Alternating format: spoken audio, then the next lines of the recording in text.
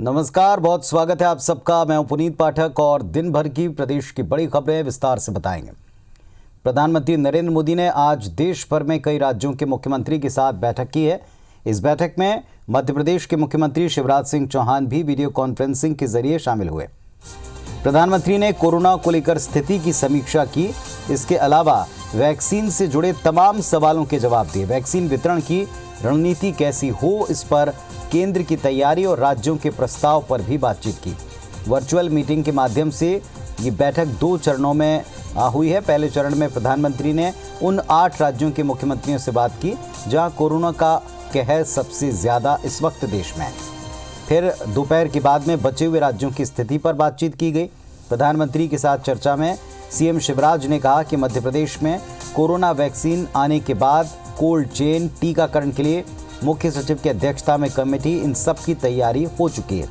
इसके लिए जिलों में टास्क फोर्स भी बनेंगी। सीएम ने कहा कि टीकाकरण अभियान कैसे किए जाए, इसकी व्यवस्था बना ली गई है। मध्य प्रदेश पूरी तैयारी कर रहा है। स्वास्थ्य कर्मियों को इसकी ट्रेनिंग दी जा रही है ताकि वैक्सीन आते ही नागरिकों को लगाई जानी शुरू हो जाए।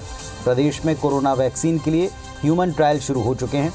शिवराज ने प्रधानमंत्री मोदी को बताया कि प्रदेश में लॉकडाउन नहीं लगाया जाएगा। प्रधानमंत्री मोदी कोरोना की स्थिति की समीक्षा के लिए अब तक कई बार राज्यों के मुख्यमंत्री से मुलाकातें और मीटिंग्स कर चुके हैं। करीब करीब आखिरी दौर पर वैक्सीन के में काम पहुंचा है। भारत सरकार हर डेवलपमेंट पर बारीकी से नजर रखे हुए हैं। हम सबके संपर्क में भी हैं और अभी ये तय नहीं है कि वैक्सीन की 1 डोज होगी, 2 डोज होगी या 3 डोज होगी। जहां तक वैक्सीन के डिस्ट्रीब्यूशन की बात है तो उसकी तैयारी भी आप सभी राज्यों के साथ मिलकर के की जा सके रही है। वैक्सीन प्राथमिकता के आधार पर किसे लगाई जाएगी, ये राज्यों के साथ मिलकर के एक मोटा मोटा खाका भी आपके सामने रखा है। आज माननीय प्रधानमंत्री जी ने सभी मुख्यमंत्रियों की एक बैठक ली। वैक्सीन आने पर प्राथमिकता क्या रहेगी लगाने की, उसकी तैयारी भारत सरकार सभी राज्यों के मुख्यमंत्रियों के साथ, सभी राज्य सरकारों के साथ मिलकर तय करेगी। और जैसे ही वैक्सीन आएगी मध्य प्रदेश में बिना किसी विलंब के तत्परता के साथ टीकाकरण का काम प्रारंभ हो जाएगा। भोपाल, इंदौर, जबलपुर जैसे अधिक संक्रमित शहरों में बाजार रात को 8 बजे ही बंद करने के आदेश जारी हो चुके हैं और समय पर दुकानें बंद नहीं करने पर पुलिस डंडा भी चला रही। लेकिन इन्हीं शहरों में शराब की दुकानें रात 10 बजे तक खोलने की परमिशन है। ये स्थिति तब है जब शराब दुकानों पर कोविड-19 की गाइडलाइन की धज्जियां उड़ती कई बार दिखी। कुछ दुकानें रात को 10 बजे तक बंद करने के आदेश की अवहेलना कर रात में 11 बजे तक ही खुली रहती हैं। सवाल ये उठता है, जब परचून की दुकान रात 8 बजे बंद हो सकती है तो शराब की दुकान खोलने की परमिशन रात 10 बजे तक क्यों दी गई? सवाल ये उठता है कि क्या शराब की दुकान पर जमा होने वाली भीड़ से कोरोना नहीं फैलता?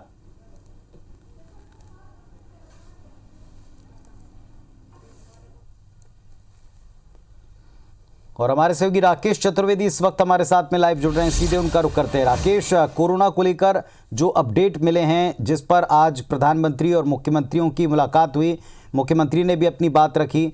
एक दुकानें बंद करने को लेकर बड़ा सवाल उठा कि बाकी की दुकानें 8 बजे और शराब की दुकान रात 10 बजे तक, और कुछ लोग इसे खींचकर 11 बजे तक क्यों ले जा रहे हैं? इस पर प्रशासन की क्या नज़र नहीं है? देखिए, बिल्कुल पूरी देखिए, पूरे घटनाक्रम को देखें, जिस तरह से दिवाली के बाद संक्रमण बढ़ा और जो सरकार ने 7 शहर में रात्रिकालीन कर्फ्यू लागू किया रात 10 बजे के बाद से। इस बीच जब कोरोना संक्रमण बढ़ा तो राजधानी भोपाल के व्यापारियों ने आगे रहकर रात 8 बजे दुकान बंद करने का फैसला लिया।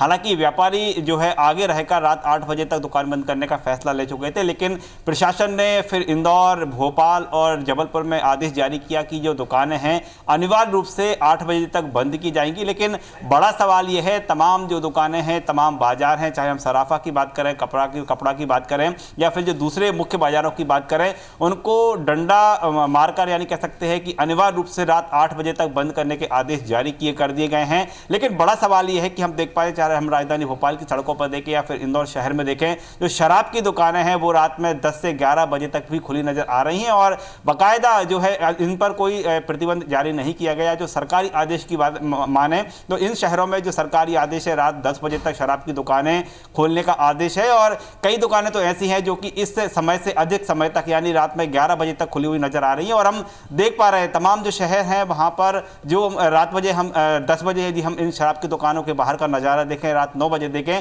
तो यहाँ पर लोग कतार में और लगे रहते हैं, बड़ी संख्या में लोग रहते हैं। और सबसे बड़ी बात है कि यहाँ पर जो कोविड-19 की गाइडलाइन है उसकी भी धज्जियां उड़ती हुई नजर आ रही हैं। इसके बाद भी लगातार ये दुकानें खोली जा रही हैं और तमाम जो शहरवासी है, तमाम लोग यही सवाल उठा रहे हैं कि जब एक दुकान, जब एक बाजार रात 8 बजे बंद किया जा रहा है तो इन जो शराब की दुकान है इनको रात 10 बजे तक खोलने की क्यों छूट दी गई है? जो रिकॉर्ड में है रात 10 बजे तक है और देर रात तक ये दुकानें खोल रही हैं लेकिन किसी के खिलाफ भी कार्रवाई नहीं की जा रही। ये एक बड़ा सवाल है। सवाल इसलिए भी है क्योंकि जिस तरह से प्रशासन का तर्क है कि बाजार से जो कोरोना फैल रहा है और यही कारण है कि रात में 8 बजे तक ये दुकानें, ये तमाम बाजार बंद कराए जा रहे हैं। लोग घर से बाहर नहीं निकले। 10 बजे के बाद तो लोगों को भी बाहर निकलने की परमिशन नहीं है। कर्फ्यू शहर में लगा दिया गया है लेकिन इसके बाद भी ये जो शराब की दुकानें हैं यहाँ पर आने वाले लोगों पर किसी तरह की कार्रवाई नहीं होती। जो शराब की दुकानें 10 बजे के बाद खुली रहती है उनके खिलाफ भी कोई कार्रवाई नहीं हो रही। तो साफ तौर पर ये जो दोहरे मापदंड हैं, इसी दोहरे मापदंड को लेकर ये सवाल खड़े हो रहे हैं और लगातार इसको मामले को लेकर विपक्ष तो हमलावर है ही, लेकिन आम लोग भी ये सवाल पूछ रहे हैं, आम लोग भी ये सवाल उठा रहे हैं कि जब एक दुकान पर जाने की परमिशन 8 बजे तक तो ऐसे में रात 10 बजे तक इन शराब दुकानों खोलने की परमिशन क्यों जारी की गई है? चलिए देखना होगा कि क्या अब ये खबरें दिखाने के बाद, लोगों की इस आपत्ति के बाद प्रशासन का वाकई इस पर ध्यान जाता है या अगर चला गया तो क्या वो उस पर कोई कदम उठाता है। लोगों को तो हैरत है ही, सवाल तो इस पर उठेंगे कि बाकी की दुकानें 8 बजे और शराब की दुकान रात में 10 से 11 बजे तक क्यों खोल रही है। बहुत शुक्रिया आपका इस पूरी जानकारी के लिए। ग्वालियर से एक बड़ी खबर है। प्रशासन का नया आदेश आ चुका है। कोरोना को लेकर प्रशासन ने आदेश जारी किया। रात 8 बजे तक ही बाजार खोलेंगे। रेस्टोरेंट और खाने की दुकानें 10:30 बजे तक खुल पाएंगी। शादी, धार्मिक स्थान पर 200 लोगों को ही अनुमति है अधिकतम। राजनीतिक कार्यक्रम में 100 लोगों को अनुमति है और मास्क नहीं लगाया तो 100 रुपये का जुर्माना भी भरना पड़ेगा।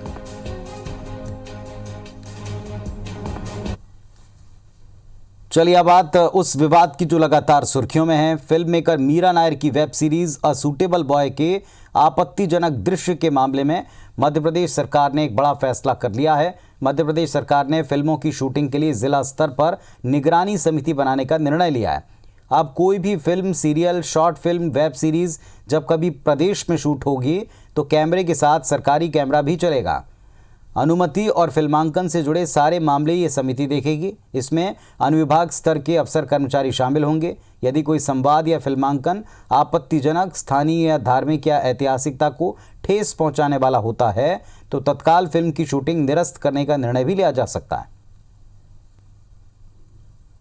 मध्य प्रदेश के सभी धार्मिक स्थल जो शूटिंग के लिए चिन्हित होते हैं या जहां शूटिंग के लिए लोग डिमांड करते हैं, हमने अधिकारियों को निर्देश किया है कि उनकी रिकॉर्डिंग हो और इस तरह के आपत्तिजनक कोई भी फिल्मांकन नहीं होना चाहिए। अगर हो किसी निर्माता, निर्देशक, डायरेक्टर की हम त्रुटि मानेंगे अगर इस तरह का किसी धार्मिक स्थल पर कोई दृश्य फिल्मांकन होगा जो आपत्तिजनक होगा, भावनाओं को ठेस पहुंचाने वाला होगा और हम उन पर ही कार्रवाई करेंगे।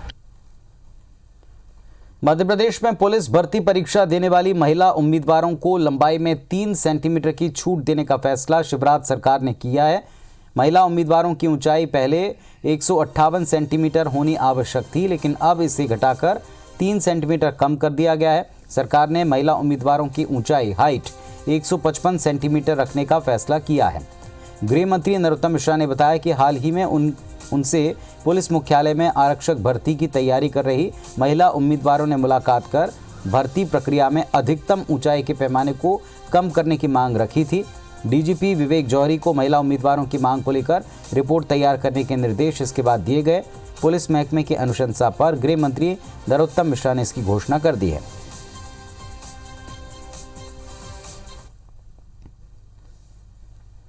मध्य प्रदेश उपचुनाव के बाद बीजेपी और कांग्रेस अब नगरीय निकाय चुनाव की तैयारी में जुट चुकी है। प्रदेश की सबसे बड़ी नगर पालिक निगम पर कब्जा जमाने के लिए अब की बार कांग्रेस फूंक फूंक कर कदम रखेगी। कांग्रेस के वरिष्ठ नेताओं ने अभी से साफ कर दिया कि कांग्रेस पार्षद उम्मीदवारों के टिकट भोपाल दिल्ली से नहीं बल्कि इंदौर से ही तय होंगे। स्थानीय कमेटी बनेंगी। उम्मीदवारों को टिकट देने से पहले अलग अलग 2 प्राइवेट सर्वे करवाए जाएंगे। सर्वे में जो प्रत्याशी खरा उतरेगा उसे ही टिकट मिलेगा। सर्वे के लिए अलग अलग मापदंड तय किए गए। हालांकि बीते 20 साल से भाजपा का इंदौर नगर पालिक निगम पर कब्जा है, लिहाजा कांग्रेस की राह बिल्कुल आसान नहीं है। इधर भाजपा को पूरा भरोसा है कि नगरीय निकाय चुनाव में भाजपा का ही विजय ध्वज लहराएगा। जीतने वाला उम्मीदवार होगा उसी को टिकट दिया जाएगा। हम सर्वे कराएंगे, एक प्राइवेट सर्वे होगा, एक हमारी पार्टी के द्वारा सर्वे होगा। उसके आधार पर मापदंड को देखते हुए योग्य उम्मीदवार जो जीतने वाला उम्मीदवार है उसको टिकट दिया जाएगा। इस इंदौर को बदलने में अगर किसी का बहुत बड़ा योगदान है तो भारतीय जनता पार्टी की नगर जब से परिषद बनी यहाँ पे इंदौर नगर में, तो इंदौर में भारतीय जनता पार्टी को नगरीय निकाय में अप्रत्याशित आशीर्वाद जनता का मिलेगा। मध्य प्रदेश के पूर्व कैबिनेट मंत्री का दर्जा प्राप्त पंडित गुरु प्रसाद शर्मा पर मंगलवार की सुबह 7:30 बजे जानलेवा हमला हुआ है। एक सिरफिरे युवक ने प्रसिद्धि पाने के लिए इस घटना को अंजाम दिया। गनीमत ये रही कि पंडित शर्मा बाल बाल बच गए। पुलिस और प्रशासनिक अधिकारी सूचना मिलते ही घटनास्थल पर पहुंचे। आरोपी ग्राम मंडी में पंडित शर्मा के घर में घुसकर गोली उसने चला दी। पुलिस ने आरोपी को हिरासत में लिया। एसडीओपी प्रकाश मिश्रा ने बताया कि प्रारंभिक पूछताछ में आरोपी कौशिक मेहरा ने बताया कि वो भोपाल के अशोका गार्डन का रहने वाला है, सक्रिय राजनीति में आना चाहता है और प्रसिद्धि पाने के लिए उसने इस घटना को अंजाम दिया। भोपाल कमिश्नर कविंद्र कियावत, कलेक्टर, जिला पंचायत सीईओ, एसपी सभी ग्राम मंडी इस घटना की जानकारी लगते ही पहुंचे।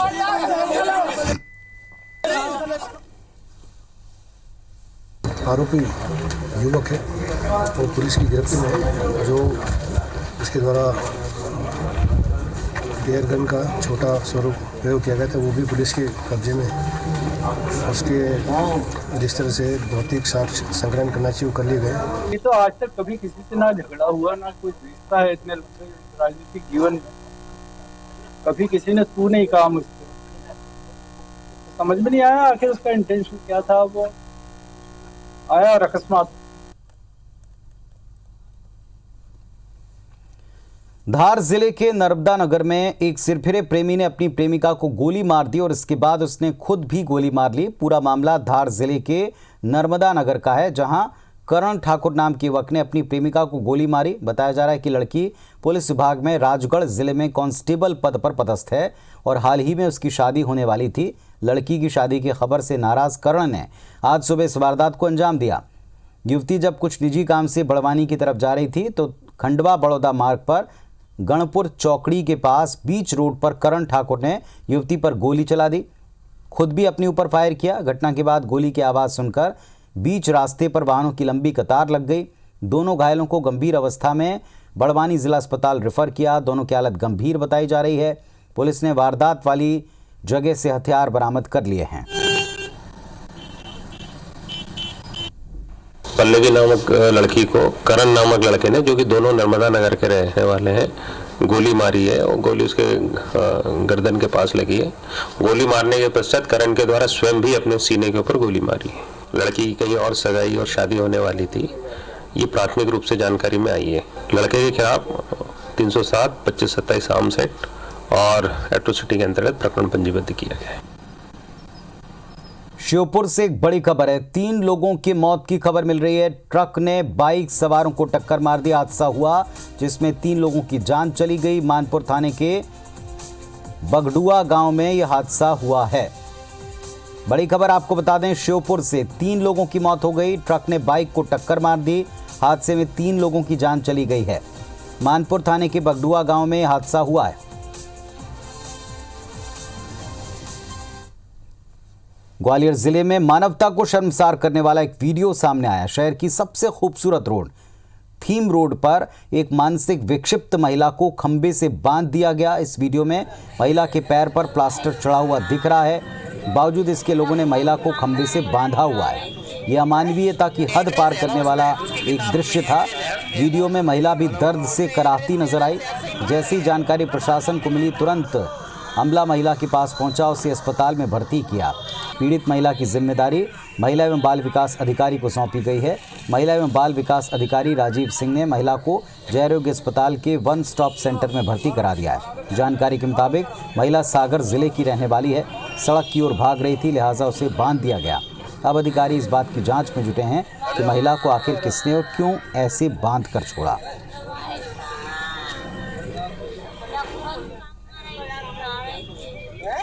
एड्रेस है उसमें, उसकी किताब में एड्रेस है उसमें, उसका एड्रेस से है ना सही पता है।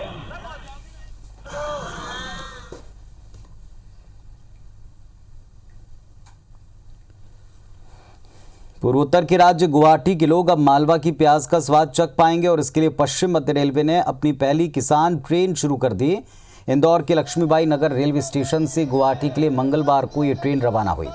सांसद शंकर लालवानी ने हरी झंडी दिखाकर इसे रवाना किया। इस ट्रेन से किसानों की प्याज गुवाहाटी भेजी गई।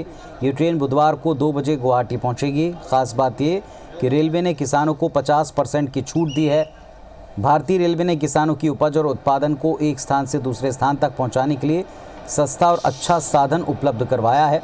केंद्र सरकार ने किसानों की आय बढ़ाने के लिए किसान रेल शुरू करने की घोषणा बजट में की थी। पहले फेरे में इंदौर से 18 कोच में 180 टन प्याज रवाना की गई। 2 कोच खाली रखे गए, जिसमें रास्ते के स्टेशनों से लोडिंग की जाएंगी।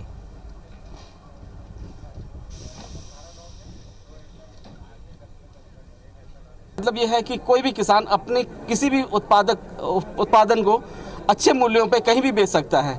तो उसके लिए ये हमारे जितने भी माल गोदाम हैं वहाँ पे इसकी बुकिंग की जा सकती है और किसान खुद आके अपने माल को कहीं भी भेज सकता है। इतना वो है, प्याज हो, आलू हो, जो भी सामान है अगर उसके पास है तो वो पूरी ट्रेन भी बुक सकता है। 50% किराया उसको एडवांस जमा कराना पड़ेगा और 50% वैसे भी सब्सिडी सरकार दे ही रही।